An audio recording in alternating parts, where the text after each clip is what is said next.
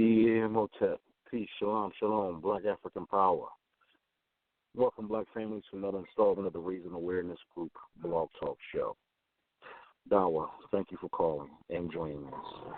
Let me give you a brief synopsis of who and what we are about.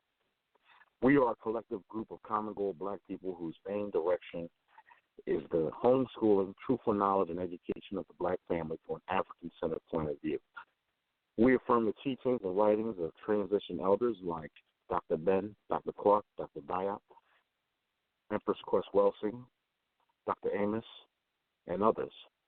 We affirm the teachings of his student, Obenga. We also adopted the University of Kmt Press as our curriculum and body of study for our children, along with our supplement that is easy and visually easy to digest. We recommend everyone to University of Kmt Press K-12 Africans Homeschooling, and also observe and definitely spread the word about our supplement. We advise everyone to go to our YouTube, that's Raising Awareness Media Group. Our supplement is available right there to the link to our website. Our supplement is not just for the child, but also for the family. It is family-oriented.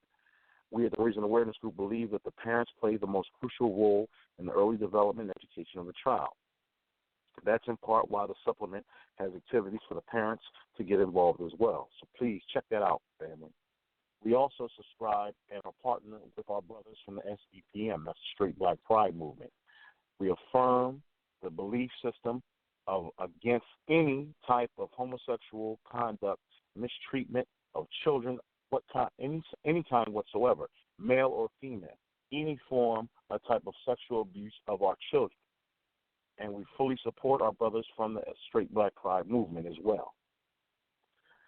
Along with the University of Kmt Press, we also subscribe to their full library of awesome literatures. We affirm the teachings of Maat, which is our original moral system in African culture. We know Maat has been chopped and screwed over the time, but we want to have our people understand that the world's first moral system was African. Thanks to the University of Kmt Press, we use proper methodology in research and more. We strongly recommend all adults in the community to purchase some awesome literatures like Study Team, Survival Organization, and What Must Be Done. If you're interested in the largest book ever to be written by any scholar, recommend African Time, Volume 1. It is the first and only 1,000-plus author book by any African scholar. Any African history that is taught must be taught and spoken on and illustrated by African historians only. These are the official books of the Raising Awareness Group, and we strongly recommend them for you. Now, we're moving forward with tonight's topic. I want to bring on my brothers, Brother K-Dub, Brother Akil. Are you there with me, brothers? I'm here, brother. How you doing tonight, man? I'm awesome, brother. It's hot. It's a hot night here in Philly. We had our first hot day, but, we're getting along. It's another great day to be an African. I'm happy with the skin that I'm in. Likewise, man. Same here, man. As you know, it's always hot in Miami. If it ain't hot, then it's rainy. You feel me? So, we had a 90-degree weather, and it said it felt like it was 104 degrees.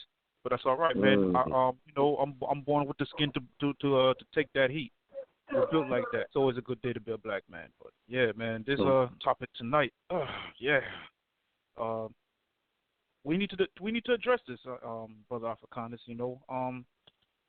We need healing, man. I was gonna let you go ahead and take leading on the way, but yeah, this topic we really need to address this because I'm just gonna say it like this: I'm sick of going down my timeline on social media, seeing this finger pointing that is very unnecessary. Yeah,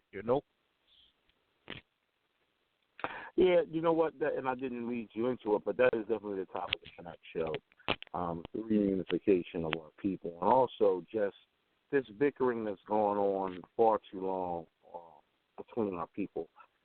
One thing I've noticed with our people, we're not taking advantage of the proper way. If you want to use social media, you can use it to the betterment of our people. But what I've noticed is that it's been getting misused. And sometimes people, I know there's groups out there on social media. People, there's black hate groups and black relationship hate groups and whatever. But our people, I think, indulge in this too much. And it's a sensitive topic, yes. What I do believe is the problem here is that we have too many people that are interested in this type of foolishness. In our community, we need to keep focus of a directive of black first. But what happens is you have people who are in interracial relationships, and you have people who are just who just self-hate themselves and have no humility whatsoever. And their voice tends to get heard more than anything else. So social media, I see, has been turned into basically a war within black people. Black men hating black women and black women hating black men. And it definitely has to be addressed. And I think it can be fixed. But more so that the communication lines between our people needs to be better than social media. And that's something that that has bothered me some since I've been on social media. I've met good people. I've met some bad people on social media. But I think the good always will overweigh the bad. But when it comes to these issues in the conscious community and relationship bonds amongst men and women, black men and women, which is so crucial, I believe, the most crucial factor next to teaching the children, the relationship between a black man and woman has been demonized. And that's something that I wanted to address, just using our platform. But if anybody's listening in, the number I see we have some callers. Number is 323-870-4085. We're the Raising Awareness Group. We're talking about relationships in our community, in the black community, healing and unification. If you want to chime in, just press 1. Want to ask a question? You just want to sound off. Yeah, it's I mean, go piggyback off to what you were saying earlier. You said, black men hate black women hate black men, and then you just straight up have black people who just hate black people. You know what I'm saying? You have I call them black white supremacists because they demonize anything black. And another thing too is it's strangely that if a black this is what I want to say. Like, you see a white couple, you see an Oriental Asian couple, you see a Hispanic couple, nobody says that they're racist for. But if a black couple, black person, promotes black couple and families, well, no, man, we turned into we're labeled as the worst than Hitler racist, which I don't understand. How did this even come about? And but I find out that sometimes that's been promoted not by white folks or non-black folks. It's actually being promoted by our black people, saying that the famous term, love has no color. You can't help who you fall in love with. This thinking is why we can't move forward. Blah blah blah blah blah. Enough of that. You understand? Yeah, I ain't mean to cut you off, but I think it's a lot of them. Well, the mindset they have, they kind of throws a wrench, in our unity and stuff like that, because you can't sit up here and say love has no color. Then you got a lot of people looking at it and saying that they're not putting themselves first. They're putting other people first. Like, whites ain't putting us first. Asians ain't putting us first. We're the only group that's putting people before us. That love has no colors. It may not, but still, still you put yourself first. That's the whole point. Put yourself first before anything. But if you do that, we know it's demonized, and then it leads to what we're want to discuss about. That's not demonization. That's love. You got to love yourself before you can love anybody else. Yeah, well, a lot of us don't know that meaning. Well, I agree with you, brother. And that's why it's our responsibility to teach children. See, that's our problem. We as parents, caregivers, providers, protectors, we have to be the ones that teach our children to love themselves for being black and love other black people. Okay, that's that's our job. That's our responsibility to teach the children. Okay, yeah. Especially the men. We have to teach the children. We have to teach the children how to protect themselves. I'm not blessed with a son, but I wish if I did ever get to have a son, I'm gonna teach him how to love himself, love his people, and learn how to protect himself. Okay, because if a man can't protect himself, he definitely ain't gonna know how to protect his woman. So let's just get that straight. But what's going on is that our people are not educating our newer, younger children on those situations. We have to be the ones to do that. When you're providing food, clothes, and shelter, the protection, everything, you have to be the one to make those instructions. You have to make those points, which are critical in the development of the children. See, we are not the ones. We are always going to be the ones that be told to love everybody else, forgive everybody else. White folks don't tell everybody to forgive the next man. He gonna go to war for his. Asian man not told that he will never forgive it. Let me tell you something about Asians. They will never forgive what the white man did to them. They'll never forgive them. Trust me, he may play dumb, but he will never forgive them. Only the ones forget about slavery, forget about this, forget about that. They don't ever tell the white Jews to forget about the Holocaust. They don't ever tell the Asians to forget about Vietnam. They don't ever tell about Native Americans to forget about what they did to them, to their genocide. They only do it to us. All right, we're the only ones that have to always get over things. Okay, but this getting over things isn't working, and now it's causing a hate in between our people. And we have to make sure our communication lines with all women are key factor, because if we catch, for instance, if there's a woman that's being disrespected by a man, I don't care if you're related to that woman, and you have to stand up for that woman. You have to protect that woman. Because nobody should be out of line with a woman like that, on social media or whatever. Okay? And it's vice versa. If a woman sees another sister disrespecting black men or calls up, she needs to check them. It's vice versa. It should not happen under your watch. Because I know me. I've checked men and women. Yo, brother, what you disrespecting sisters for? What's up with you, man? What's going on? You having a bad day? You had a bad date? What's going on? You got to correct it, because people are watching. See? Only us are the ones that are allowed to be put on blast, and that's the purpose of this show, and that's the message we want to get across. We want to make sure people understand that it ain't cool. All those groups that you see on Facebook, like Relationship 2.0s and all that foolishness, it ain't cool. It's not cool for us to constantly put each other on blast. That ain't building. That's destroying. If you ain't building, you're destroying, and that's destroying. Okay? Coons and Sambos will always be looked at and laughed at and always get the biggest voice and always be heard. Okay, but us as men, the real men of our community, we're the ones that have to take the bull by the horns and take the initiative. So we say, yo, we don't tolerate that. You disrespect women, you touching kids, anything out of line, we're going to check you. We're going to call you on it, and we're going to check you. And that's in that order. That's needed, and it's only right. I mean, come on, man. Like you just said, I see a brother disrespecting a sister.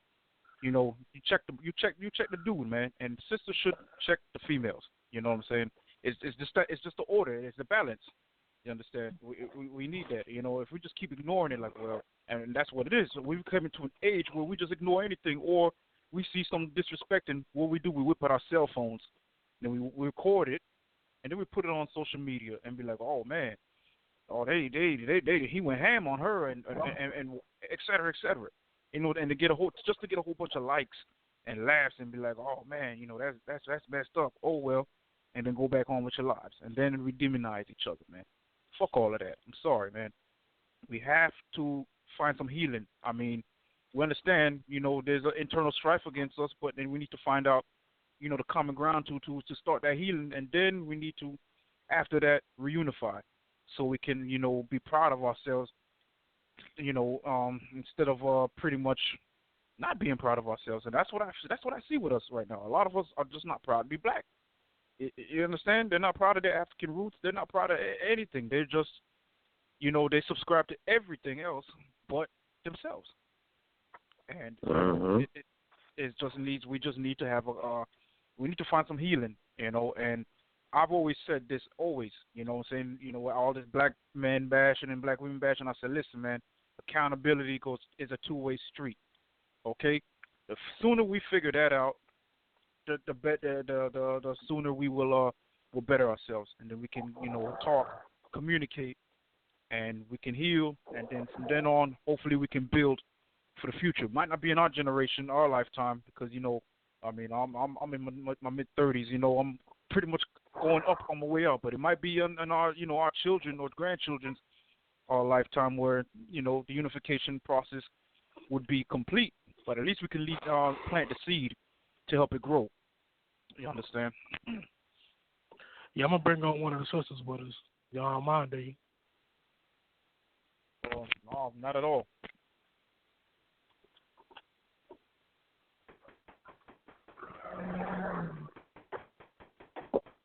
Sister Maria, you know?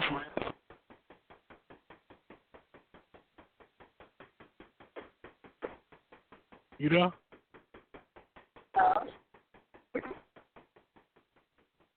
Hello. How you doing tonight? Wonderful, wonderful. I'm actually on the road driving right now.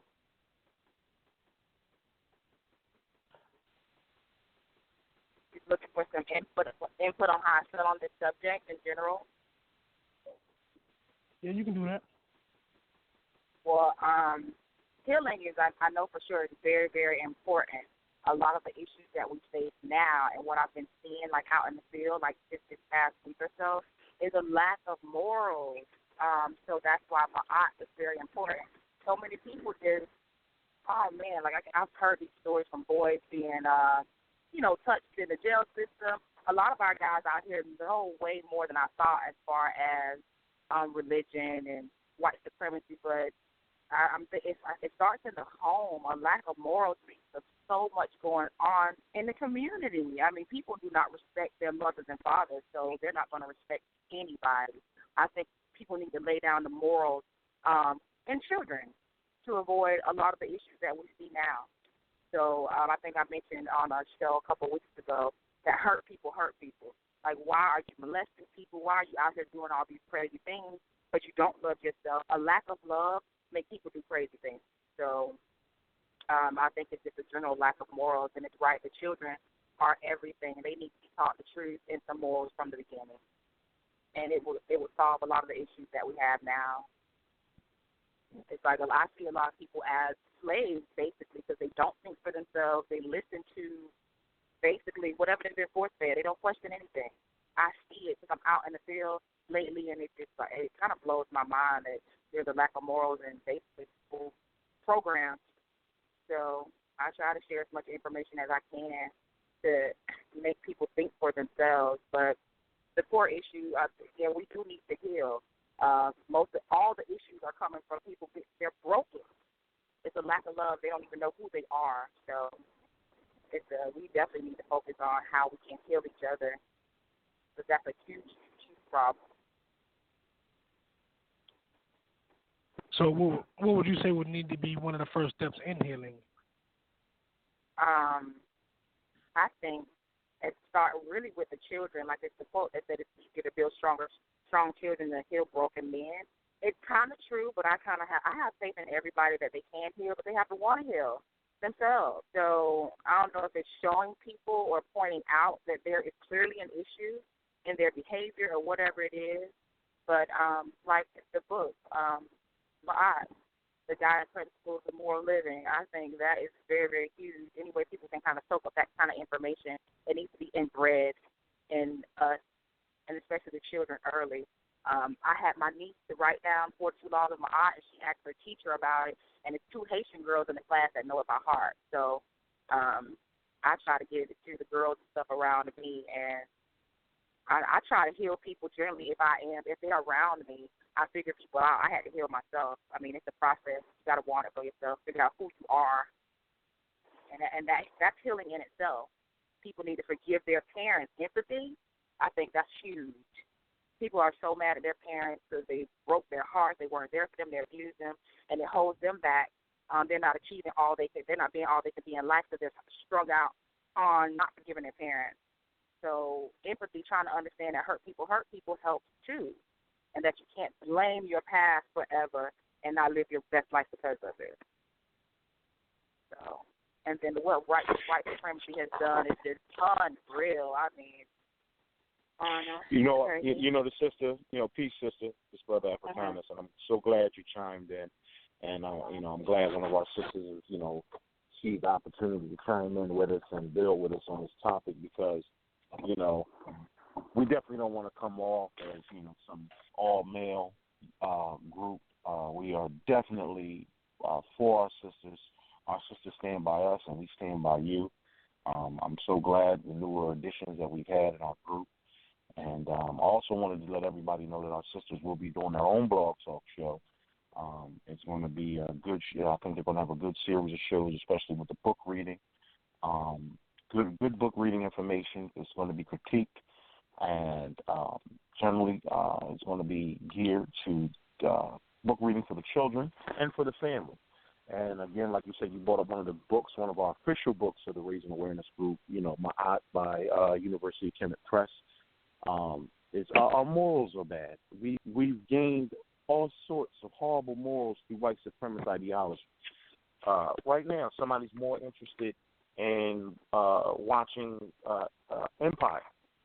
They're more interested. There's somebody who's calling themselves conscious and for their people and about their black people, but they watching Empire because they want to see men kiss. They want to see men kiss. Seriously, they're entertained. They're morally entertained by that. So, that's where I question your morals. How could you even sit there? I know me. I can't sit there and watch two men kiss. It ain't no money. You couldn't pay me to watch two men kiss. But somebody's being entertained right now by watching that type of foolishness. You understand what I'm saying? So, like you said, our morals are off. And until we straighten out our morals, and the information's out there, return to my eye. Get your standings up. Get your moral standings up. That's all we ask. I absolutely agree. Yeah, our morals are definitely off, and our influences in the last, I'm going to say, 2 decades has completely changed. I mean, like I said, there was no sense of pride in us, and I blame a lot on the entertainment business, and part of that. You just brought up Empire. People would rather see that. That's glorifying criminal lifestyle, homosexual behavior, and ratchetness. What do you call that? Love and basketball, and the love of hip hop, and Bad Girls Club, and anything that's that's just these scripted reality TV shows. It's like that gets our attention more, and then we attempt to live those type of lifestyles. You see it on social media. You see these world star type clips. But then here we are trying to have some type of unification, and people reject that because it doesn't promote ratchetness, and we just need to get away from that. Like sister said, we got to start it. We have to start it with the children. I mean, because all this is learned behavior. You understand? But if you start instill it from when they're young, they will grow up with better morals. But yeah, I'm glad you brought that up because I got a question for you guys. Yeah, I'm gonna pick your brain tonight. How much would you say you brought up media, you brought up our moral values. How much do you think, or would say the different ideologies between the different black communities has a lot to do with it as well? You mean like the dysfunction of the so-called conscious community, like all the? Yeah. Oh well. Like how you have like the Moors ideologies, the Hebrews, and all of this stuff, and the different ideologies clash and kind of keep us apart. Well, that's a big influence, of course, and especially with social media being very prevalent. Yeah, it's a big influence. You see it on social media. Yeah. You and that's another thing. You can spew misinformation. That's another thing. All of that, yeah, plays a part. But there's a lot of misinformation that gets spewed, and on this, and people eat it up and subscribe to it. So, yeah, I think that has a lot to do with it. But now, does it makes us hate each other? That's a big part. But I mean, it goes deeper than that, man. I think that comes from parental issues. A lot of girls have daddy issues, and dudes have mommy issues. Whatever decisions they made and that they saw them when they were growing up. With like these Facebook groups with the the relationships or whatever 2.0s and black women who love white men. Whatever, all that type of crap. What do you call it? Pages that they have on there. A lot of those people are spewing their inner problems that spew from their parents, or or somebody who they who they grew up around, maybe an older brother or sister or something like that. So yeah, I think that's more of that's the bigger part of the issue. So do y'all feel like we should just do away with the ideologies together, or just try to find some common ground between the people, like our people as a whole, find that common ground, come together for our people, and just say, you keep your Hebrew stuff over there, you keep your Moorish shit over here, and I'm gonna keep my stuff over here. Do you think that'll work out, or just just do away with ideologies altogether? All right, let me just say this.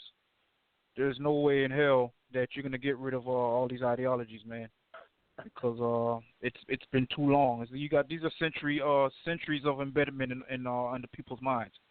So that's gonna be a little too tough to get rid of that. Now, could we come to a common goal? There's possibility. You see it.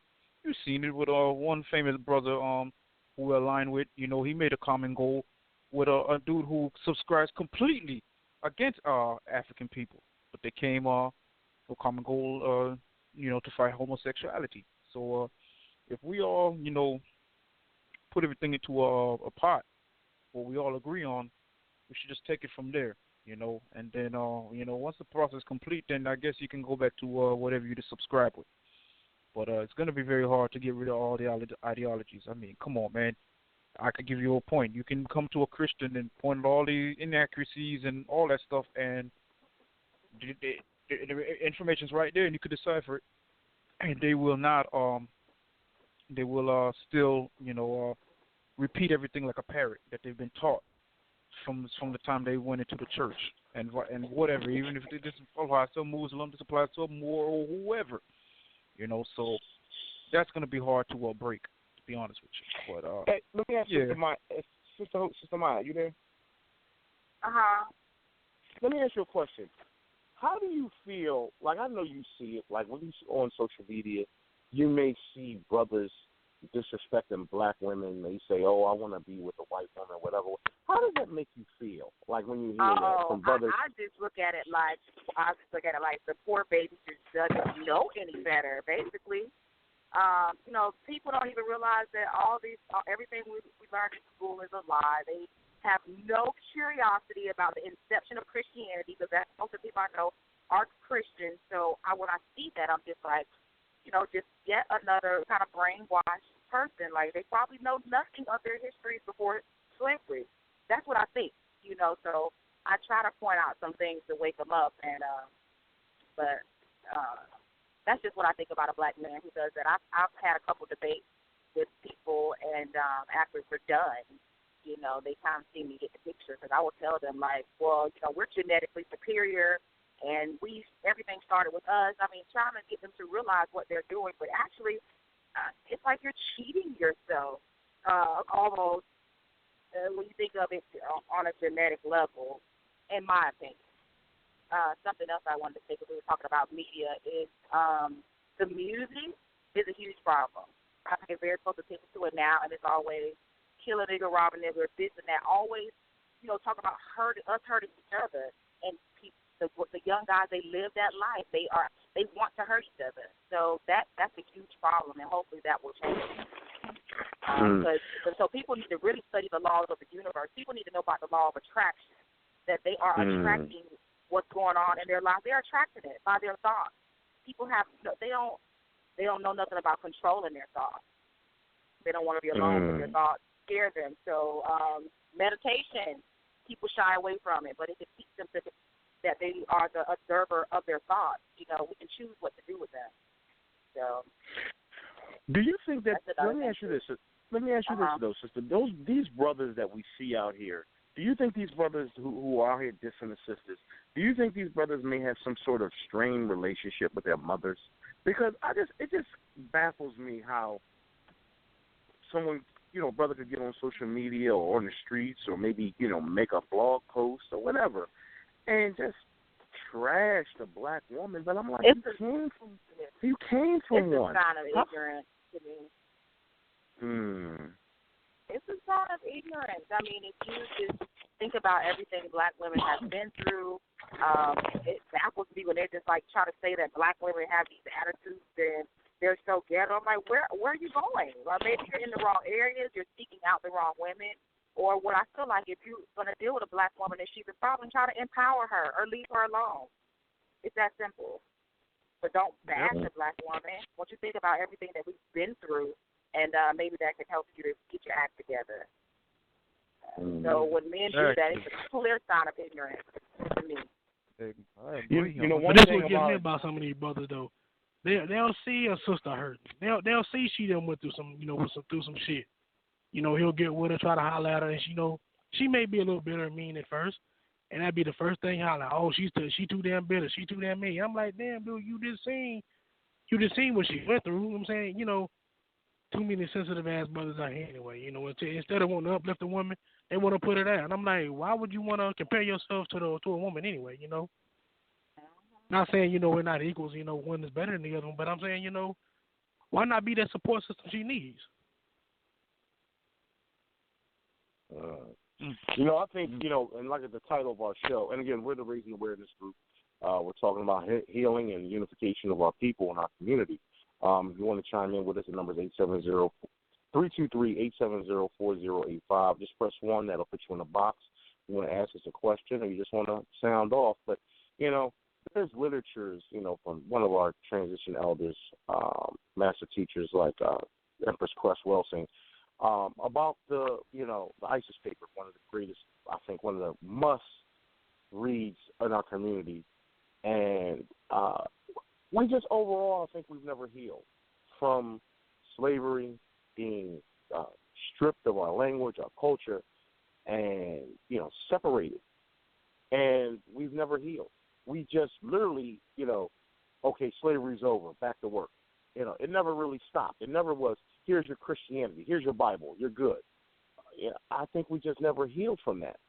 We never healed from that, and we knew our families were just so discombobulated, and then they were separated, literally. And we never healed as people. We never got a sorry, we never got an apology, we never got no money, nothing. When the white Jews got ripped to shred over in Germany, look at what they got. They got a whole country given to them, a whole country, and they've been getting privileges to this day. For the past 60 years, they've been getting privileges in America and in Israel, globally. Let's forget it. They've been getting privileges globally. We haven't got nothing, And I just think that since we have never healed, it's almost like a football player who breaks a leg. He doesn't do any rehab whatsoever. They just put a cast on his leg, and as soon as the doctor says, all right, he can't play for 6 to 8 weeks or whatever, and as soon as those 6 to 8 weeks is up, he just trotting back out on the field. He out there limping. He didn't rehab. He didn't do nothing to strengthen his leg, nothing. Just ran right back out there on the field. And that's literally, I can compare what we've done, what happened to us, So what we have to understand is that the healing process never took place for our people. So now, now we're getting exploited out of our minds. Social media, media, television, books, everywhere, all over the place. We have a whole homosexual agenda that's literally been shoved down our throats, put in our community, and now it's like it has to be the struggle. Now the gay struggle is the black struggle. You understand what I'm saying? So we have never, where are we at? As the straight individuals who want to create the black family. And I just wanted to spit that out there so people just get a feel for what we're trying to put out to our community and get an understanding of what's going on. And I agree. Now here's one thing I want to say though is with that we have to cut the fat. So this is what I'm trying to get at. We have to cut the fat. So all those negative people who are who are hindering the healing process. Right now we have on a Band-Aid. We're just stopping the hemorrhaging right now. That's all we're doing. But at the same time, blood is coming out. Blood is coming out. Blood is coming out. So with the blood coming out, those are the people who are, the negatives. The black men who hate black women, the black women who hate black men, the coons, the bed wenches. Okay? Those people you know what? End of the day, we could try and reach out to them and try and heal them. But some people just don't want to be saved, man. You know what I'm saying? In order to be saved or helped and healed, you got to want to heal and save and help yourself. So if they don't want to be saved or helped or healed, you know what? All right. We have to take what we got and just keep it moving. You know what I'm saying? Even if it's 1%, that 1% will eventually grow as you know, as it'll make progress. So, you know, that's what I'm trying to get at. We have to just take what we got and keep it moving. I honestly, when I see black men and black women bashing their race, before I used to get really riled up, blood pressure will, you know, get on up, and I'm ready to curse somebody on social media. But you know what? There's no sense in even trying to argue with them or try to point out what they're doing. You know why? Because they're still gonna do what they're gonna do. You understand? I'd rather you know, reach out to those who do want to have healing and unification of us as a people, and that's what we should focus on. You know, and then eventually, maybe if those people want to be you know, healed, and if they see it, then they'll probably be like, damn, you know, what am I really missing, man? I'm really down to come home? Maybe not. But we have to focus on us first, those that want it. Forget those who don't.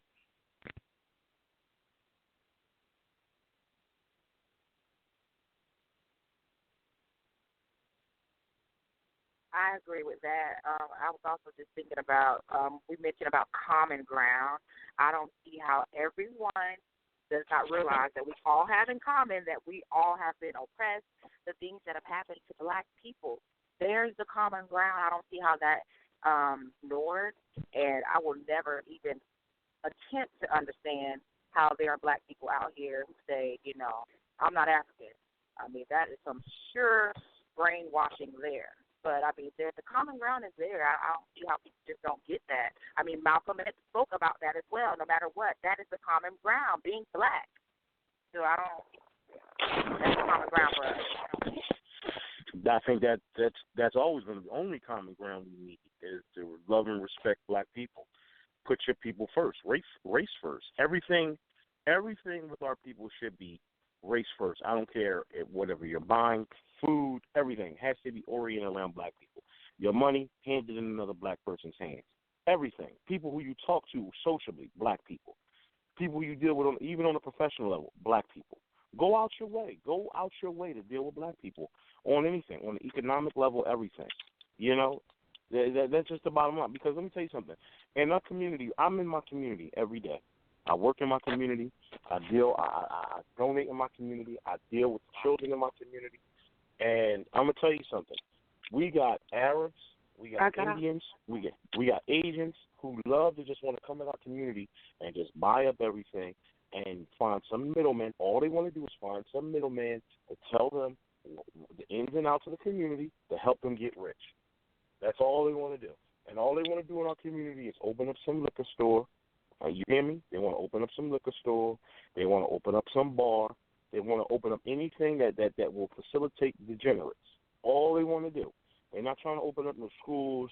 They're not trying to open up a healthy produce store. They're not trying to open up a library. They're not anything feasible in the community. They want to open up degenerate, low-life ideology, low-life, anything to attract a low-life. They want to open up delis that's going to be selling beer 7 in the morning to 4 o'clock 7 in the morning to 4 a.m. in the morning. That's what they want to do, and that's all they're interested in doing.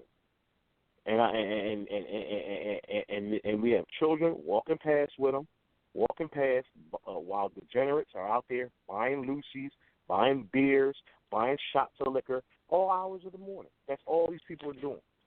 It's easy to shut these people down. I tell people, just don't buy from them. The easiest way to get someone's attention is how? In their pocket. That's how the states and governments do you.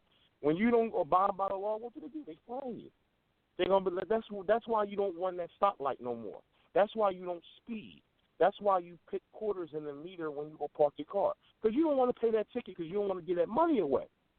Because that's what you're doing. You're giving easy money away towards nothing, and that's what we have to understand with us. Stop giving away easy money. We could shut anybody down. Our buying power. Stop giving it to them. Go out your way. Go out of your way to stop dealing with them. It's simple. like you said, we have to think of a common ground of black, period. I'm only dealing with my people. Because he only going to deal with his people.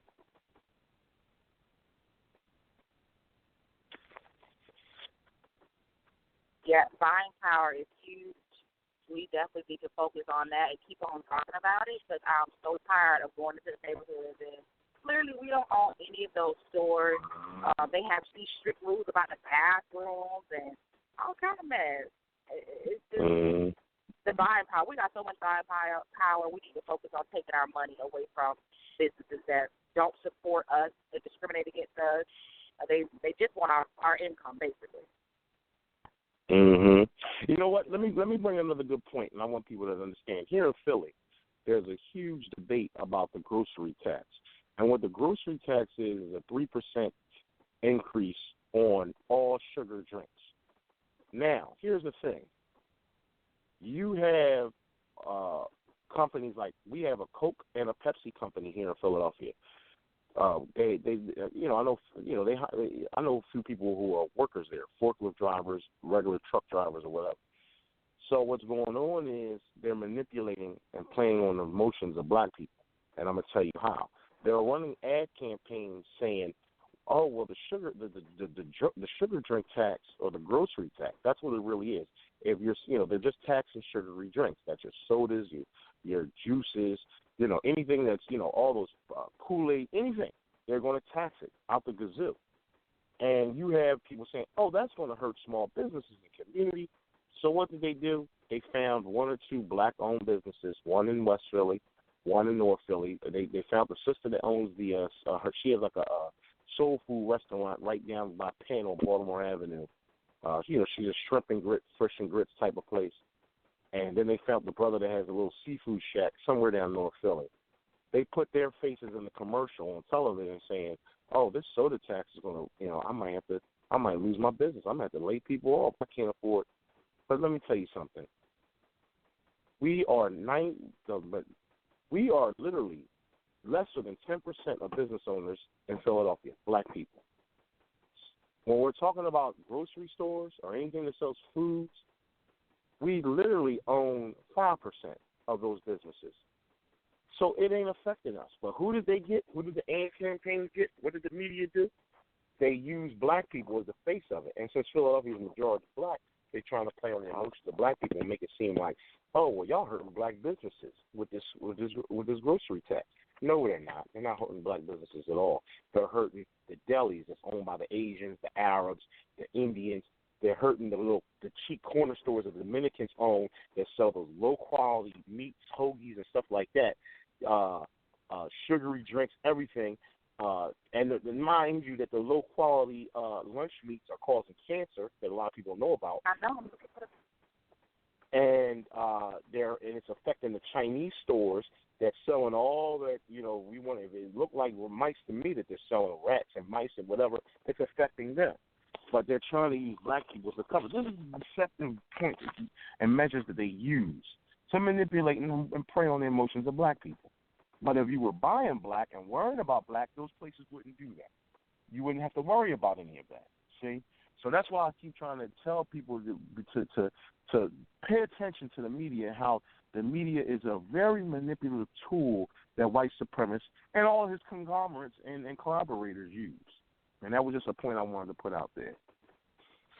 Yeah, the media is straight manipulation. And talking about sugary drinks, I would care less about any tax on it. People need to realize that they're poisoning themselves, and they need to start looking into what they're eating, all the food-like products that we've been talking more and more about.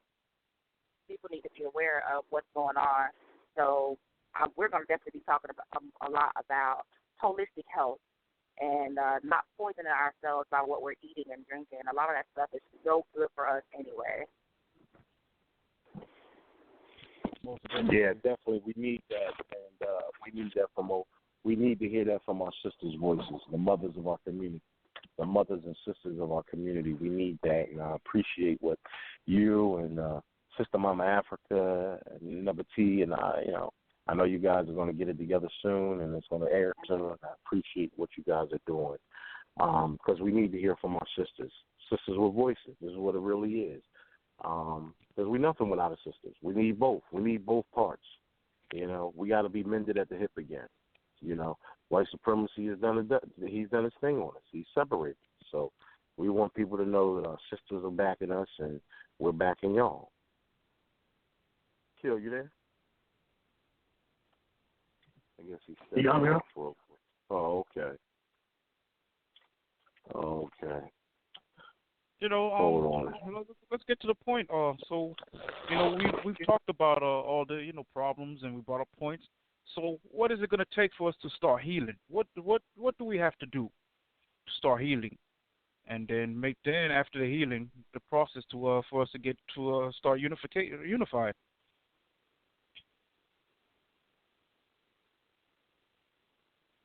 Well, I'm gonna say it's gonna be a slow process, but I'm gonna say we need to start educating ourselves better on with the different relationships between the people, things we eat, and those things. I think we need to start educating ourselves better, and instead of taking it, taking things for what it is and just believing it, because just because you believe in it and just because you have faith in it doesn't mean it's right or doesn't make it true. Knowledge of self. People need to study themselves. Like, who are you beyond this world? Like, what do you know about yourself? If you study yourself, you kind of figure life out. People need to really try to figure out who they are outside of their parents, their religion, and things like that. They need to try to think for themselves. And I think meditation helps a lot, silencing your mind. People think that that's kind of weird. I felt very, very weird about it when I was curious about it years ago. But time alone, meditation, studying yourself. I mean, even your anatomy, what your body is made of. People need to really study themselves and try to figure out what is wrong when they're doing crazy things. What's wrong when you're angry? That's what happened with me. I'm acting out. I'm angry and doing all this crazy stuff. So I spent a lot of time alone trying to figure myself out. That's why I know empathy is a really big deal, because a lot of my behaviors stem from like an unforgiveness for my parents and stuff. So empathy is really huge in the healing process, and just studying yourself is big. And then if you didn't have any morals, you might need to study some. Because that's a big part of the issue that we're having in the community is the lack of morals. Good points. We're the Raising Awareness Group, and tonight we're talking about healing and unification of the black community. What are we going to do to stop the finger pointing, the gender warring, to love ourselves again, to be proud of ourselves again, instead of this inner bickering. But we're going to take a caller here. Area code 817. You're live with the Raising Awareness Group. Hotep, brothers. How y'all doing? This is Brother Yara. Brother Yara, please, how you doing? I'm doing quite well. Is Elder Yara? Yes, it is. Yeah. How you doing? Peace, Elder. I'm glad you're quite joining well. us. Yeah, I've been listening. I'm listening to the what's the sister's name that was speaking? That was Sister Mayat Hotep. That's our sisters, Mayat Hotep. Mm-hmm. Mayat Hotep. Okay. Yeah. Okay, sister. I'm appreciating what you're saying. I'm appreciating the points you're making about studying yourself, basically, if I hear you correctly. Studying yourself. Mm-hmm. And after the study, doing what's necessary to realign yourself with your own purpose. So I'm appreciating what you're saying. And to the brother's question about what do we do, Kevin, you were saying what do we do, right? Yes. I was just joking with a sister today that's saying my name is Yara and I'm an alcoholic, right? Is to admit that there's a problem. I'm not an alcoholic, right? But that piece is to stand up and admit to yourself that I have a problem, right? And my problem is X, Y, Z. And so the African in America has to admit that we have a problem. And our problem is that, part of our problem is that we don't know the culture of our people before we were conquered, right? we only know ourselves as a conquered people. And so it's almost like looking at, off the cuff, I'm just thinking, it's almost like somebody that's 15, 20 years old looking at Muhammad Ali with full onset Parkinson's and not knowing Muhammad Ali in the 1960s and 70s, right? Knowing how great of a boxer he was. And so they evaluate him based on limited information. And so say again? And so one of the things that we have to do is go back to the point where we were not conquered as a people, either by Arabs or by white people, right? So-called Arabs or white people. And then go a bit further to where we were at our best self, right? Because again, even though we may not have been conquered at a point in history, it may not have been our best self. And so we go back to our best self as a people and then utilize that information to build from. But the first thing we have to do is to admit that we have been conquered. We lost the fight. And then do the study and find out what is it that we lost. Again, real simply, we lost our names. We lost our culture. Well, we lost our culture, right? We lost our understanding of science. And we lost our methods of doing things. And so our moral traditions, we lost those. How do we deal with how we should behave with each other? Then we lost our ability to think and reason from our own ground as we relate to the world. And then we lost the ability to practice those things that we understand, right? And so today we're operating at a how do you say, as a handicap or as a in a warped fashion. We're warped. We're doing things, but we're doing them in a warped manner, you know. And we've been doing it long enough for us to believe that we've reached a level of success in doing it in this warped way. When if we go back further, we've devolved. We haven't evolved. We've devolved, you know, as a black African people on the planet. And so the healing has to start, you know, for the third time, for the third reiteration, right? The healing has to start with admitting that we have a problem and admitting that the problem is we have currently lost the fight. And in losing that fight, we're practicing somebody else's. We are a pawn in somebody else's idea, right? We're controlled by other people. We don't control our own thoughts. And so, matter of fact, I just saw something on TED TV where the guy hooked up. It was pretty amazing. The guy hooked up the electrode to a woman, and then she would move her arm, and you would see it on the monitor, the electronic energy, right? You would see it, and then he hooked up another set of electrodes to a man. She would think about moving her arm, and his arm would move, right? His arm would move with her thoughts because he was connected to her through that electrodes. And so we are connected to whites and Arabs through their religion, through their names, through their economic practices, through their marital practices, through everything that is attached to culture. We see the world through blue eyes. For Arabs, we see the world through, for the sisters, we see the world through a veil, right? With that hijab, that full hijab over their head.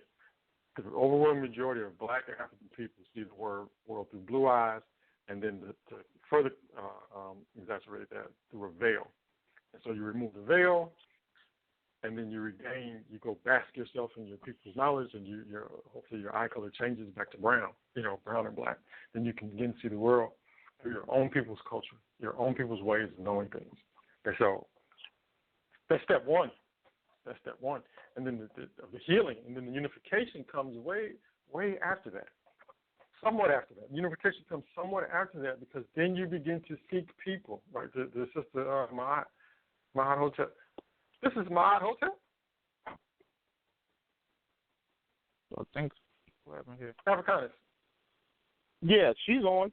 That was just a That's the sister that's been buying our books. Yeah, that's her. I'm here. Okay. I was just thinking of something too that's very important. Hold on. Let me finish it. Go ahead. The unification piece comes after that healing, where you begin to seek out, as Sister was saying, the law of attraction, right? Seek out people who are in the same process as you are, right? Because an alcoholic doesn't want to be around people that are drinking, and they're trying not to drink. They want to be around people who are not drinking, and they want to be around people who understand the challenges that they're having as an alcoholic, to give them that support. And so that's the unification. Unify for what, right, is what we say. What are we unifying for? We're unifying to expel the degenerate nature, as Afrikaners were saying, the degenerate nature of whites and Arabs from our system. In this case, it would be our personal system and you advance that to our social system, which is immediately our family. And so when we have children, how do you do this? When we have children, we name our children. Well, we recognize our children, our ancestors' returns, and we study them and then look at the energy and vibration, i.e. the personality that has returned to us, and we figure out how to call that, and we name them in that manner. And then the child, like you guys were saying, it starts with the children. And the child grows up with this identifier, their name, right, which is rooted in African culture. They can directly go to the culture group that the word came from, and then find out.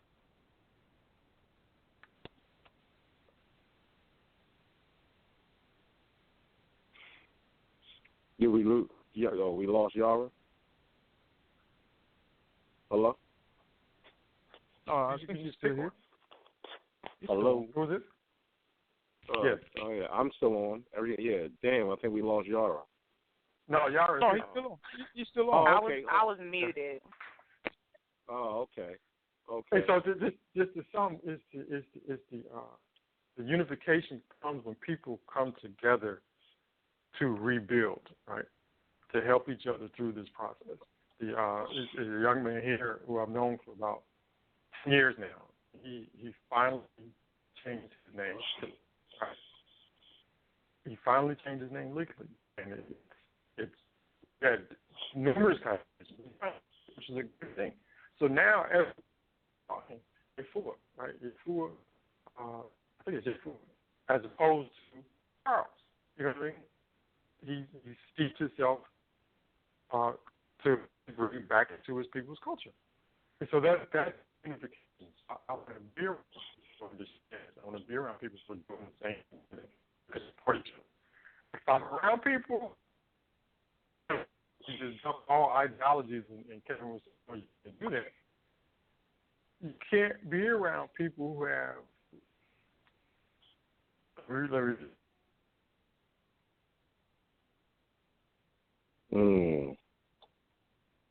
I think Yara, you just got a bad signal. That's what that is. Who is that? Bobby Yara, you there? Yeah.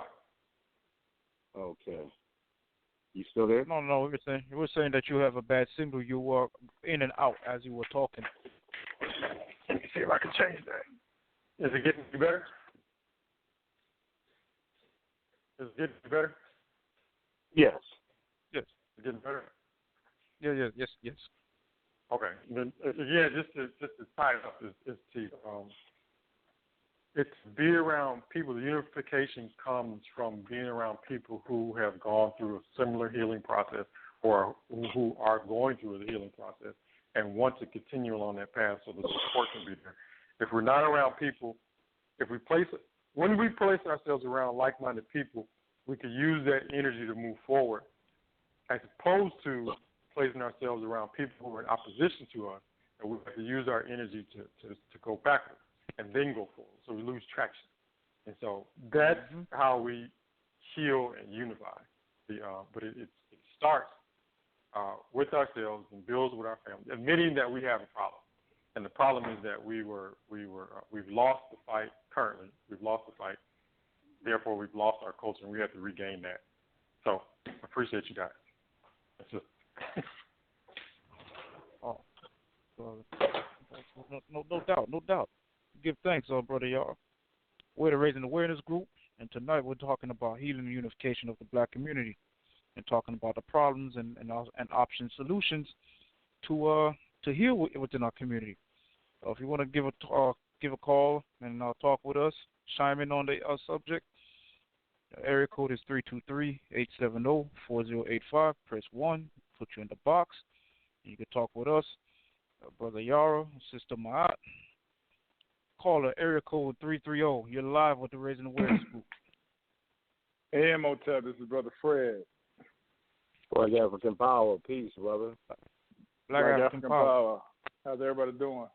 Sister Maat, Great. Afrikaners. Yeah, K-Dub I'm is on tired. the slave right now. I understand you over there watching LeBron drop some heat, huh? Yeah, I'm floating around here. Had to go find me a little hiding space. Yeah, just chimed in before our brother y'all called in. Just wanted to share some experiences I went through as a kid, and we talk about this unity aspect. And people find it strange that I didn't know really what being black was until I was like 14, 15 years old. I was always around a lot of black people, but I just didn't feel it. Nobody educated me on what it meant to be black. And I went through a lot of bad experiences within my own family, my neighborhood, and whatever in regards to that. So I knew I was, but I didn't know what it meant. And as I started to now I did lose my father at an early age, and I lost grandparents at an early age or whatever, so no one was passing on the fragmented knowledge that we did have.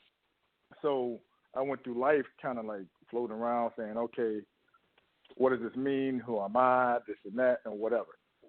To the point where I played a little football, and my high school coach told me that he was going to send me to a good HBCU. I wanted to go to a big WCU. And I thought going to HBCU was the most terrible thing in the world.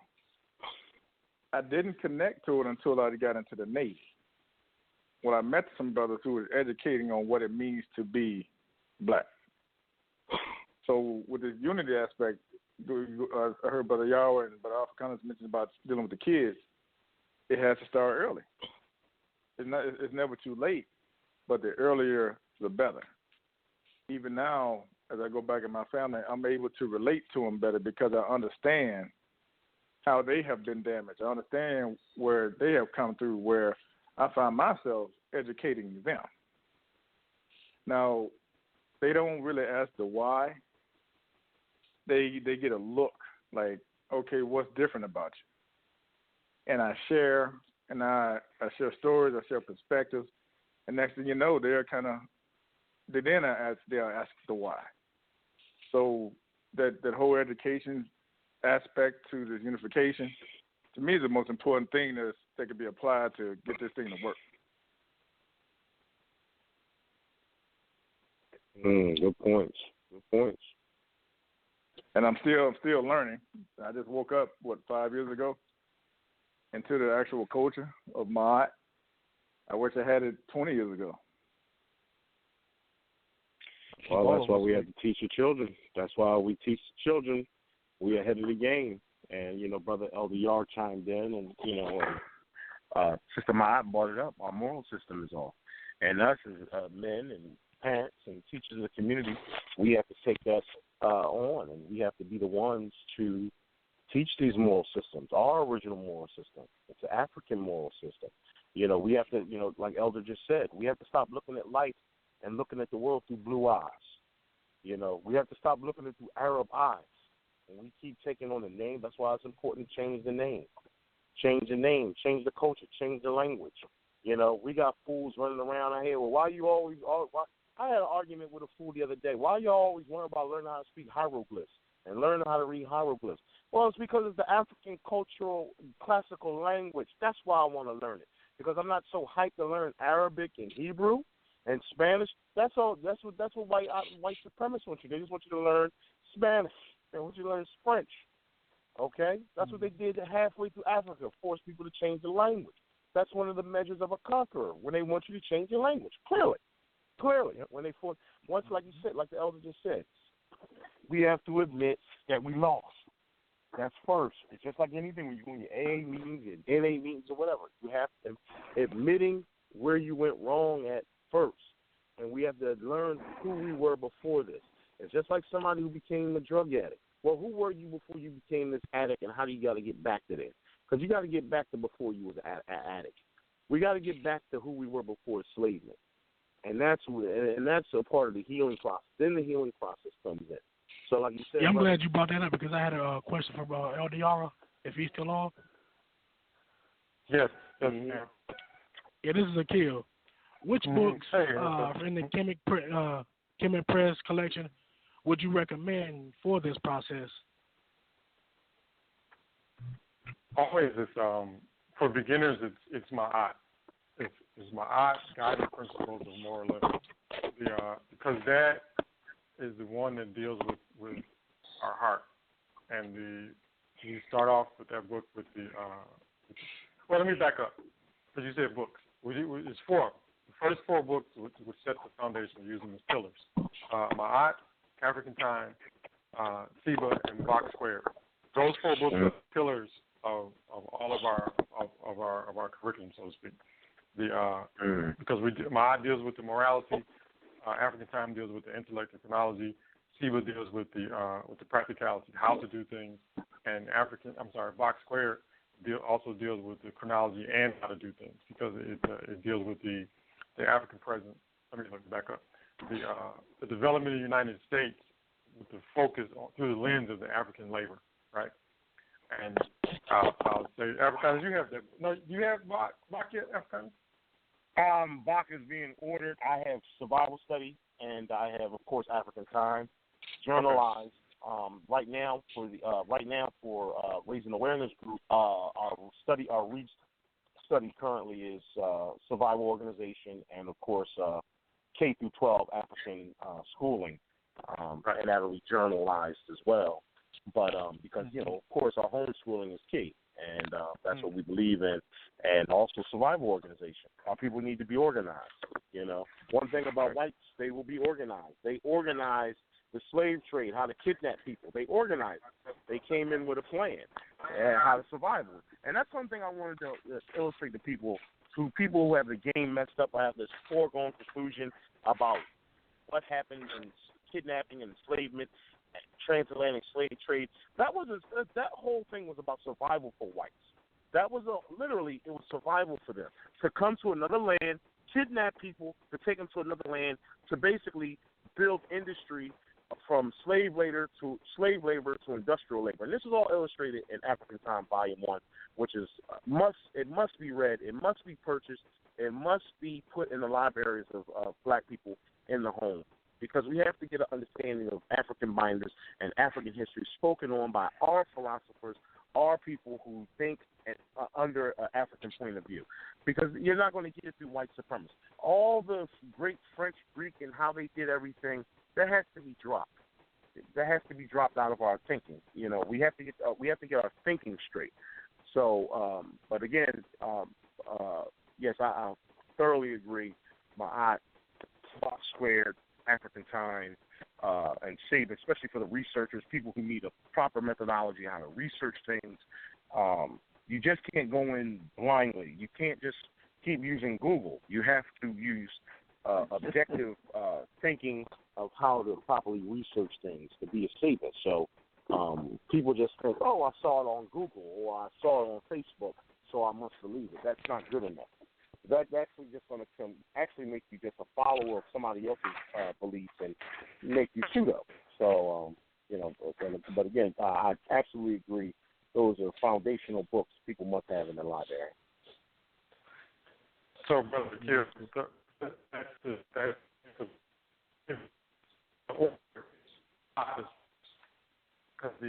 we have to get through that moral piece. Yeah, if a person is able to get through the reality that we had something and we lost, right? And we lost it and we need to reclaim it. They can get through that. They can get back to that point. That means they want to do the work and they're easily taught, right? Teaching them is not a fight. If they can't get through that piece where we had something and we lost it, then what's the point of teaching them what to do? Right? They're not going to use it. They're not going to use it to our benefit. They're going to. I totally agree. Your signal going bad again. Yeah, your signal's going bad again a little bit, Elder. Elder, can you hear us? His call dropped. His call just dropped. Oh, his call dropped. Hopefully he chimes. Hopefully he chimes back in. Let me take this time to announce an event that the Raising Awareness group will be putting together in the next coming months. We are proudly to present honoring the elders, Maat, the guiding principles for the African people. Join the Raising Awareness group as we present Honor the Elders live in Philadelphia, taking place at the Holiday Inn Stadium. It'll be on August 27th, 2016.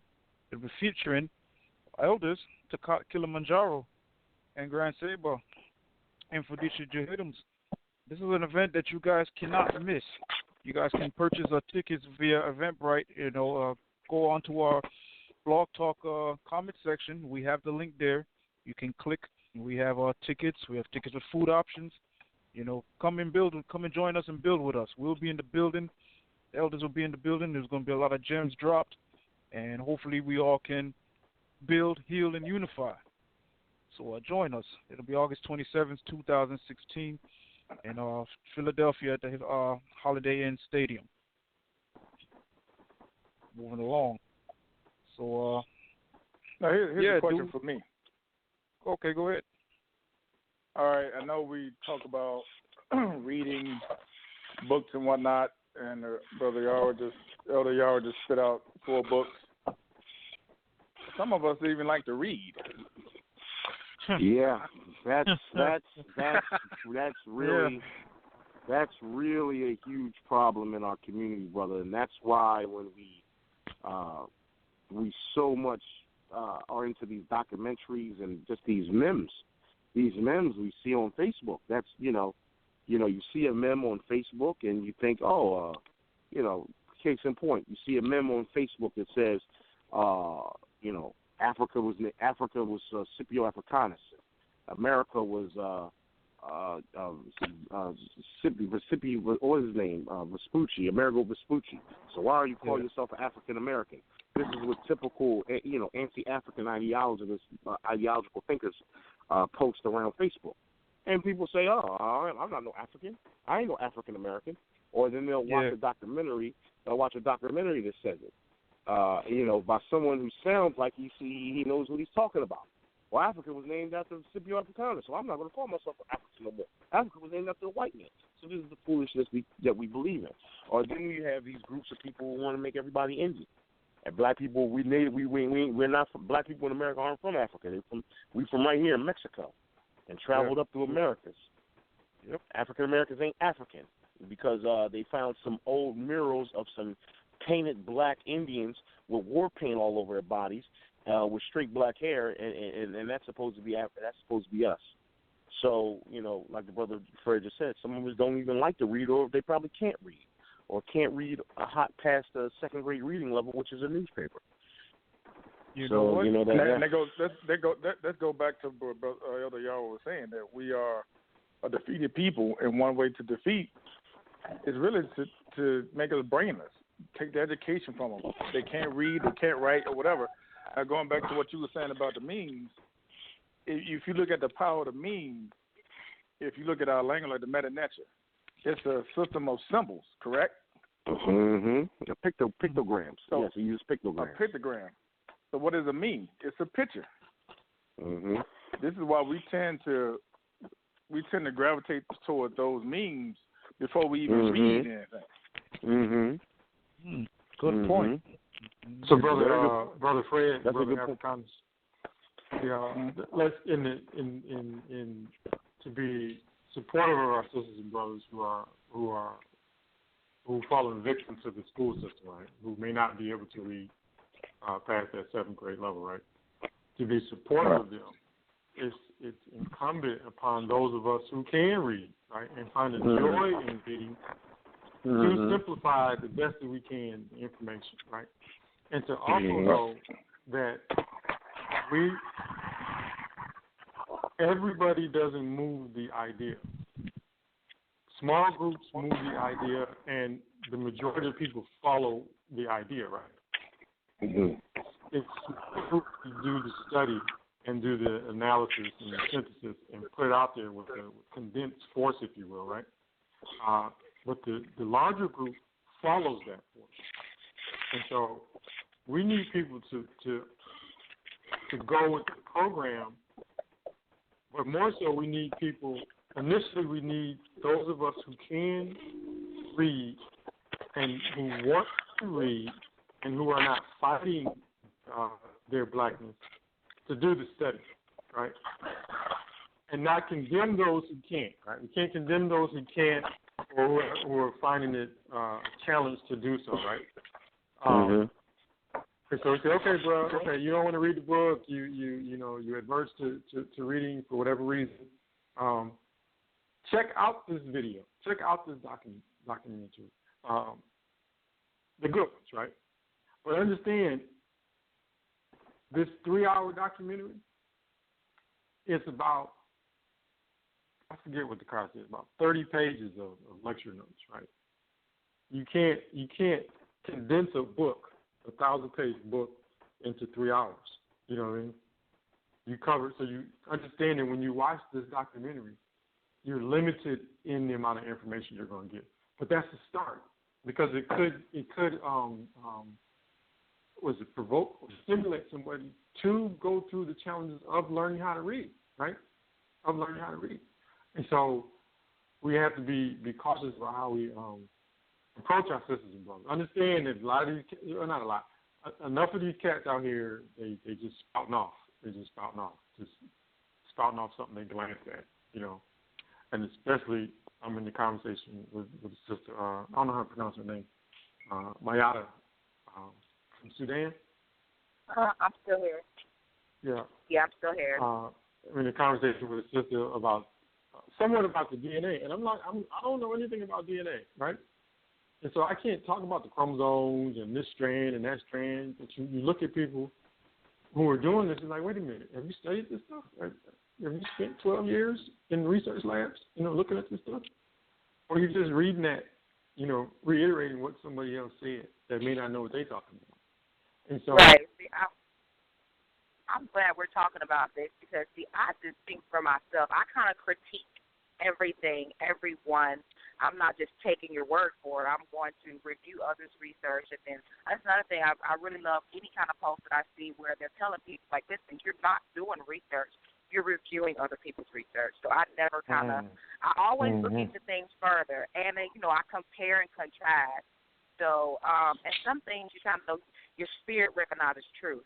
That's just how it is. Some things I do not read. Some things I kind of just already know. A lot of times we're reminded of things that we already know. So people need to think for themselves and review research from multiple sources before they just go out and believe it blindly like they have with the religion. I just don't do that. Also, I was thinking about, too, before I forget, another great thing I think that can help unite us and heal us is everyone needs to understand white supremacy and the effects that it has had. A lot of people who I don't think you can even heal completely if you don't understand white supremacy, in my opinion. It helps me to empathize with all black people and how whatever is going on, all the craziness around us, a huge part of it is because of the effects of white supremacy. So knowing what that is so important. And I think that's something that we all kind of have in common to help heal that. We can all understand what it is and how it has affected all of us. That's another way that we kind of heal together, just by understanding that. That's a great point, Sister Maat. That's a great point because it allows us to be compassionate with our sisters and brothers. It allows us to take a slower approach to go things, right? So, you're going in and out again. Oh, man. How about now? Very good. What did you say? You sound good right now. Okay. You're good, Elder. Yeah. You're good, Elder. We just don't need to make any more enemies, and but we do have to focus in this period. We do have to focus in on those sisters and brothers who get it, right, and who want to go in a particular direction. Those who don't get it right now, they'll come with the wave as long as we don't make enemies out of them, right? Right. It's the very force that we generate will pull those along who want to come along. But if we focus on the larger group who doesn't get it, we look past those of us who do get it but need the training in how to apply it. And so we say this is the time to unify with those officers, right? To build officers in this military, if you will, that we have to create. The military structure that we have to create is a time that we have to build officers and officers' core, because the officers are the ones who understand what to do, how to do, and why to do. The soldiers will take the orders and may not understand why to do, but they understand what to do, right? And they will follow instructions. They're with the program. They're with the program. And so, back to Brother Fred's point in question, some of our people at this point are best suited for soldiers at this point, and some of our people at this point are best suited for officers. And so, right now, it's time to focus on the officers and move forward. And so we will know what to do with the soldiers. And it's just Maat was saying, we all have been infected with this white and Arab degeneracy, right? And so you couldn't have said it any better. White supremacist or Arab supremacist, the degeneracy ideology that we've adopted from being ripped, dehumanized, whipped out of our culture, our language, and everything else that you underlined. And, one thing I wanted to put out there also as well is dealing with the University of Kmt Press. When you're reading African Time, Volume 1, which is awesome literature, I wanted to just, it's almost like an encyclopedia to me. The book is just not talking blah, blah, blah. There's underlined information and sources literally per page of almost at least every to 5 pages, book source, pages, journals, and everything. So when you're asking, and there's an interference after every chapter. So when people want to talk about specific book writing, how to write a book, and just basically outlining information correctly, when you read African Time and you see how it's illustrated and outlined perfectly, so there can't be any misinterpretation or misinformation given, literally down to the page of the journals. So I just want people to understand that when you're reading African Time, it's a huge book. Yes, it's a first 1,000-page book written by any African scholar. So take the time out to get this book so you can understand it's from African Time Volume 1 from to 1896. So hopefully there'll be a Volume 2. I hope there will be. Yes, this is Volume 2. It's in production. It's in production. All right. So. No. I need an audio book. Because I can't read. I need an audio book. You got one of them? Well, we need you to do the audio book. I mean, it's the brother that's with the Last Poets, right? I forget his name, but he has a great voice. I thought about him for doing the audio book. I posted with it. He wants to get paid a whole lot of money. Audio book. Okay. Yeah. So, did you just get the message I sent you on Facebook? Who? Mr. Maat. What's that? And also, he said, did you get the message? Oh, no, I'm out. I'm just keeping up. But I wanted to say I enjoyed just hearing, the reference to military. Because, I kind of think that way. And it's so true. Some people are kind of just only ready to be soldiers right now. So I think about that as I'm out in the field in Tampa. All right, well, you kind of get it, so you can still, get in the Army. But I want everybody to know why you are involved in this, and everyone needs to know. So, like some people, like you said, will catch on eventually. But I mean, I feel like if you're my people, I'm going to penetrate the message to you eventually. But hey, you can still join the Army. I literally think that way. I would love to, have an Army. I'm thinking about starting a security company, and it could just start that way. But it just made me think of that. So I'm like, oh, I like this lingo, the military. Oh yeah, So that's it out. Well, militarization of the black family is a must. We can't be scared of firearms anymore. We can't grab our Bibles anymore and think the Bible's going to protect us. That's not going to work because I promise you, if you ask a white man if he's in need of protection, if you put a gun or a Bible in front of him, he's going to pick that gun 10 out of 10 times, okay? Where a lot of black people still want to sit back and pray. We can't have that anymore. So, but the case in point, with the healing process with our people, along with that, is we have to read our own books from our scholars, and that's something we've learned the great white supremacist Greek and Roman built everything long enough. You can easily. Yeah. Hey. Yes. Could I jump in real quick? Go ahead. To this, it's yes, we wrote the books, right? From Diop to Obinga to all of us, we've written them, and we're black, right? And we write it from the ground of being black. However, that's not to be confused with being African-centered, right? We are telling the truth. That's what fundamentally, we are telling the truth, not from our perspective. We're not telling the truth from our perspective. We are telling the truth, right? This is what happened. This is when it happened. This is who it affected, and this is why it affected. Whites don't tell the truth, and Arabs don't tell the truth, right? There was no history before Christianity. There was no history before Islam. There was no history before Judaism. Okay, then what do you mean when you say prehistory, right? That was before history. What the hell does that mean? You know what I mean? It doesn't mean anything. We say life started, right? Life started and we developed. We didn't always build pyramids. At one point we put mud together and lived in that.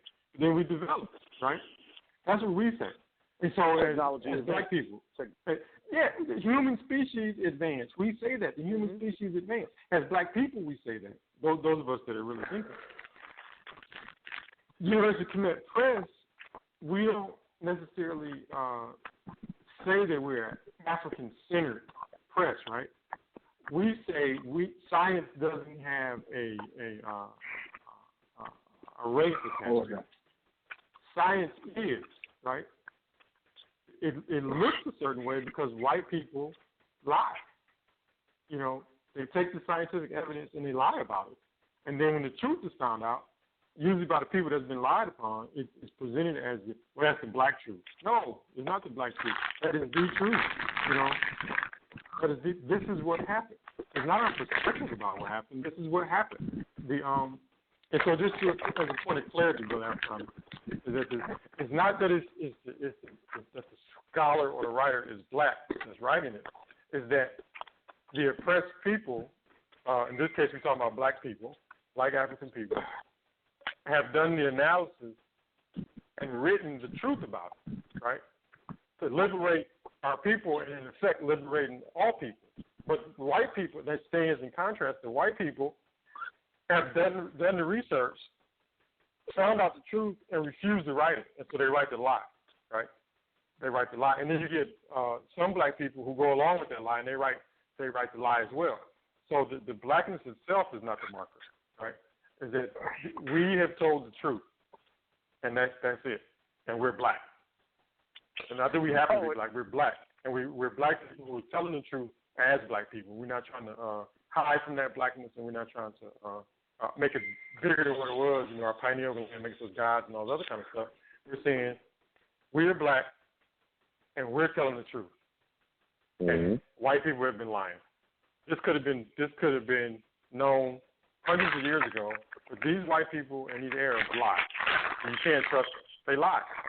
So the African who's writing these books when you look at the information is true. That's why you believe it. Let me rephrase that. The information is true and accurate based on the evidence, and that's why you should follow it. I believe that's why you should follow it, because when you do, as Sister Maat was saying, when you do your cross-reference, it adds up, right? It adds up. We're not lying. And then we even say, where we're wrong, let us know, and we'll change it. Show us where we're wrong based on the evidence, and we'll change it, because we want to be accurate, right? We want to be accurate more than right. We want to be accurate in what we say and right. Well, you know, it's just a point of clarity. That's all. No, you're right, because, you know, even myself, I had a hatred to acknowledge that whites, blacks and whites probably had a common ancestry. I was one of the people who said, I can't believe white people can be related to white people. They're just some of the most gross people in the world. They've done some of the most grotesque things ever. How could a black African woman birth something like this? But after doing my own research and reading and constantly reading more and researching more, I had to come to the conclusion. Yes, we do have a common ancestry. We do have a common ancestry. Not let my personal hatred or my personal beliefs or what I want to believe be fact. Let's go by what's really fact and what's documented. That's right. You know? That's right. But you know what, Elder? Let me ask you a question. Let's talk about, you know, because we got to get ready to wrap up soon. But we got time. We have time. But let's talk about the new release. What's the new book that's going to be coming out from Kmt Press? On organization. It's titled On Organization, and it's beyond organizations. It's more in line with how to set up these units, if you will, these organizational units, will lead our people to. I don't want to say to our destination today, but in this period, what is needed? What do we need to do to set up shelter, healthcare? Whereas the one organizations is the strategies needed to set up bona fide organizations of a new type. So that's the one that's in the pike. Tdka is saying he said by the end of this month, but that's usually like 2 to 3 weeks off. So, okay, that's awesome. That's awesome.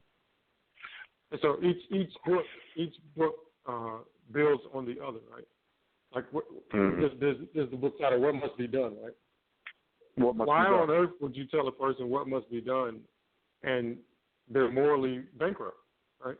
There's no need for them to know what must be done. They're morally bankrupt. They're afraid, right? So they don't even want to know what must be done. Or right. You don't tell them what must be done until you tell them what needs to be done, right? You don't say we got to go out here, you know, in the case down here in the South in 2005 with Katrina, right? You don't go out there and say, hey, we got to go out here and grab this refrigerator, and you got to get in that refrigerator, and I'm gonna hold it up and I'm gonna push it, you know, and you're just gonna have to forego your fear of drowning. You know what I mean? Before you see a refrigerator, you don't do that. First, you got to say, let me go find something to float. You know, we got to find something to float before we address your fear of drowning. You know,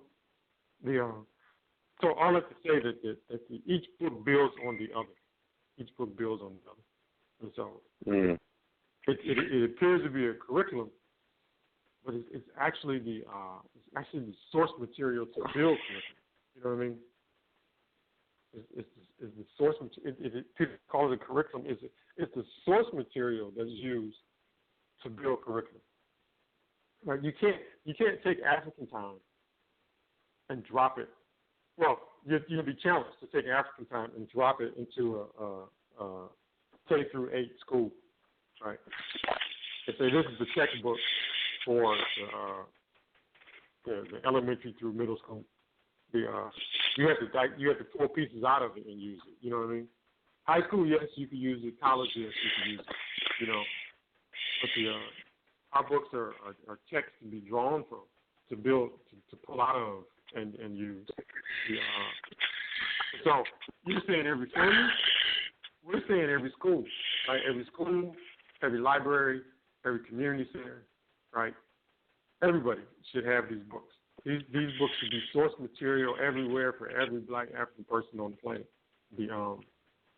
Because if you want to talk about what to do with the children in school, you grab my eye, right? You grab my eye.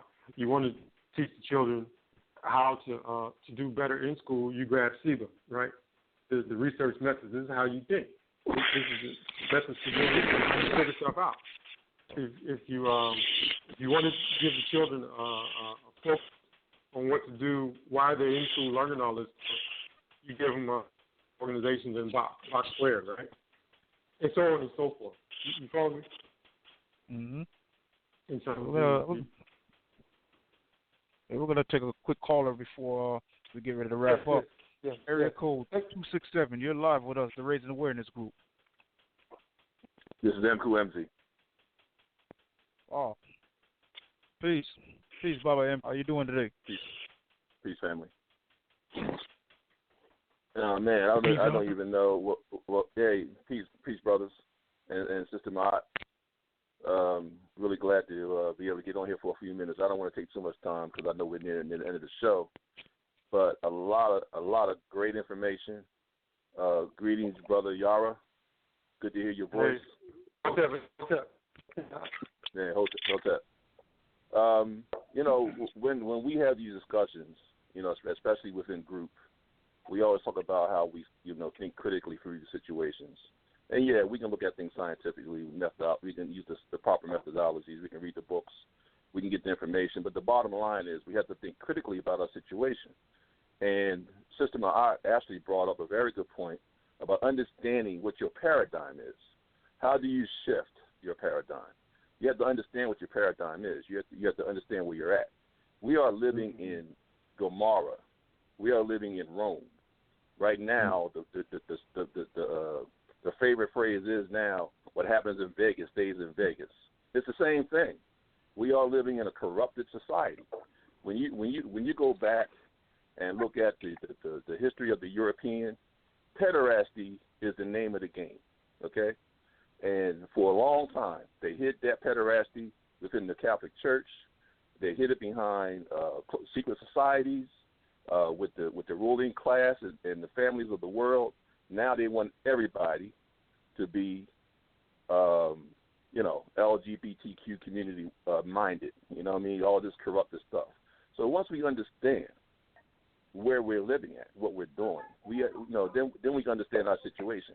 So until we know where we're at, where we're living at, how we've been corrupted, how we lost our moral fiber, our genetic, cultural identity, then maybe we can heal. But we have to love ourselves enough to understand and come and realize what the truth is. The truth is that we're living in a culture that's not ours, and we need to regain our cultural, genetic identity. Knowing what Ma'at is, understanding what the history of our African heritage and culture, all those things are very, very important. But one thing that we will not tolerate, and my group members stand with us, we stand with Straight Black Pride, that we cannot have our sisters and our brothers, both. I'm talking about both parties. Talk about how all black men ain't shit, how all black women ain't shit. That's one thing we're not going to tolerate, okay? If you got a problem, if you had a problem with relationships, both black men or black women, then what you need to do is talk about that, okay?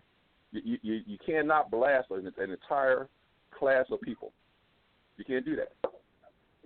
There's one thing we cannot tolerate. Absolutely. We will not stand for that. I mean, honestly, I'm sick and tired of it because it does nothing. It's very counterproductive. Okay, fine, you're angry. Okay, blame that one situation that you're on. Don't fucking blame the whole entire people that looks like you. You understand that it does nothing. Right. So absolutely, Elder. We have to just get to the root of the problem and start this healing, man. Well, here's the deal. Let me just say this last thing, and I'll just kind of fade away into the darkness here. I noticed that a lot of people they say these things because we're failing. The black man is failing the black woman is failing the black man. Well, look, if you need a reason to hook up with a European or to hook up outside your race, just say that. If that's what you want to do it. Don't blame somebody else. Do that. You know what I mean? I don't hate you. I'm not going to despise you. Just do that. You know, if you want to come along with if you want to come along with us and join us in the fight, that's fine. But don't use us, don't use our sisters, don't use our brothers as your reason to be laying down with a European. Just do it. Simple. Peace, brothers and sisters. You got to love it when the elders come on, boy. Oh, yeah.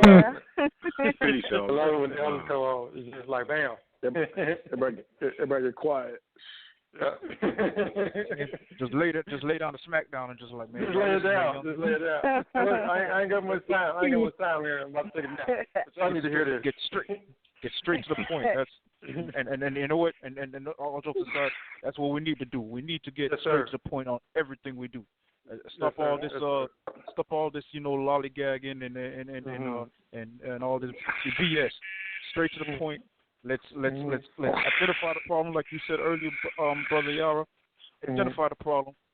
Then let's start the process of healing, and then after that, let's go ahead and start unifying so we can, like I said, it may not be in our lifetime, but at least our children and grandchildren's lifetimes. Hopefully, it'll be on the positive production. You understand? So we really need this, and I hope those that listen to us tonight, please, soak this in like a sponge, man, and use this information to love your brother and love your sister, man. Enough with this. You ain't shit. You niggas ain't shit, and you bitches ain't shit. You sorry black people. Enough of that. I'm done with that. Done with this. We need to, get into the laws of Maat. Tell the children, raise them right. Teach them structure. Survival organization. Teach them structure.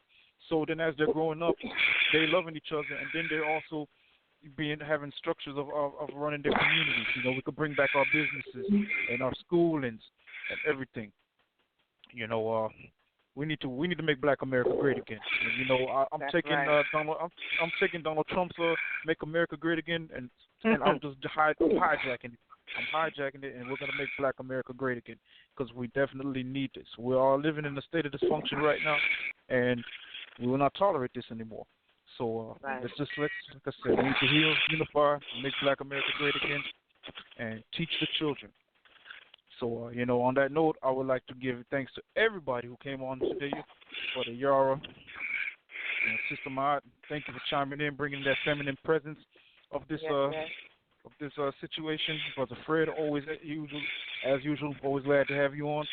Thank you, Baba M. for coming on and laying down that Uncle Phil shot color smackdown. We need that.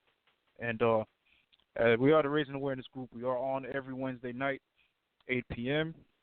We discuss various topics in our Black community, and we bring it to the forefront so we can have an open dialogue and solutions.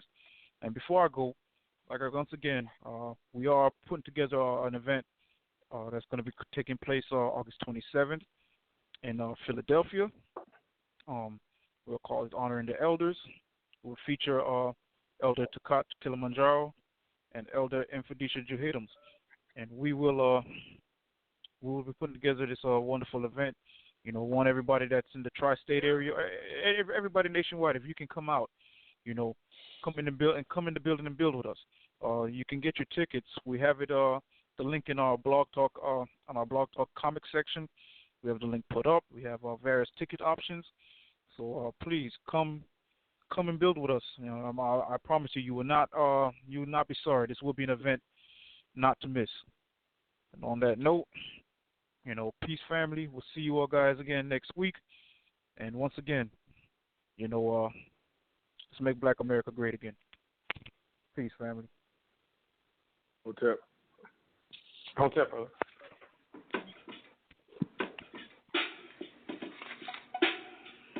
This is Brother K-Dub, and you're listening to the Raising Awareness Group Blog Talk Radio Show. Tune in each and every Wednesday night at 8 p.m. to 10 p.m. with your hosts, Afrikaners, Akil, and myself. Peace, family.